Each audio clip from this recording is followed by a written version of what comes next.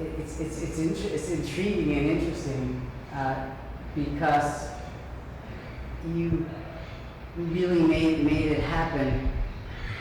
And you talked about coming from a developing country and kind of having a certain like freedom just to try things. So maybe that maybe it's almost as though innovation and creativity can be spurred by being in a free environment where the expectations aren't pre-established. I don't know. I mean, I don't want to put words in your mouth, but what is it? No, you're absolutely right.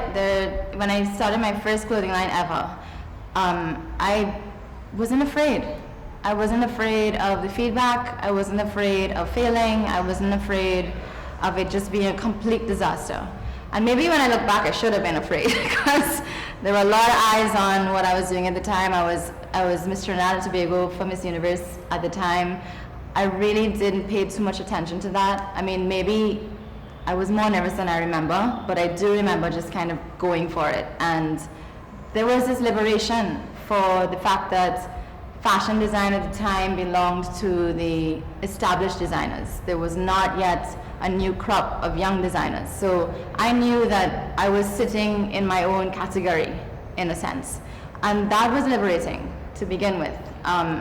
The fact that I wasn't a trained fashion designer kind of released a lot of what I guess would otherwise be considered restraints or rules or guidelines or parameters. I didn't have any of those.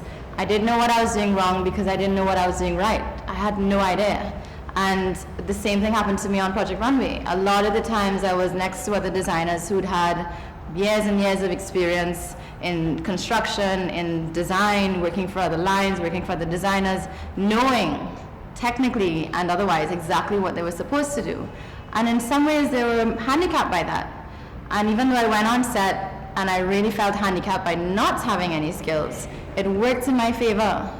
But it did take me recognizing that. It did take me knowing that I had a strength where other people saw weakness.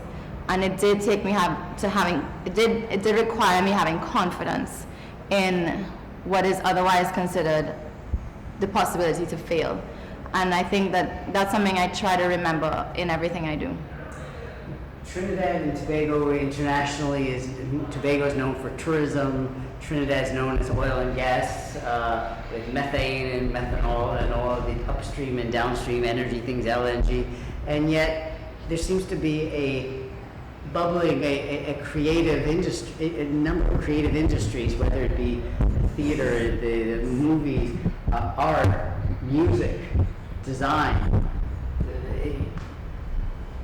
How do those two come together, and to what is the importance of the creative industries in a nation, in finding a nation's soul?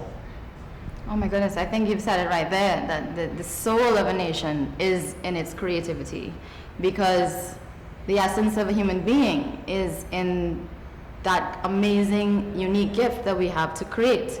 Not every animal or other organism or other species has that. We have the combined divine gifts to imagine and create based on our imagination. And if we don't channel that, then we become one of many. If we do channel it, we take things like a beautiful and rich and, we're very blessed to have the resource of oil, and you take that and you create the steel drum. And those two things are married, and we can't extricate ourselves from the creativity that is natural to us. It comes out of our pores, from the music to the dance to, like you mentioned, the theater. We have, in a short period of history, created so many unique art forms that we can genuinely say are ours, that we haven't borrowed. We borrow a lot, and I think that comes out of some sort of insecurity. But in essence, we have created so many unique aspects that we've added to the world, and it defines who we are.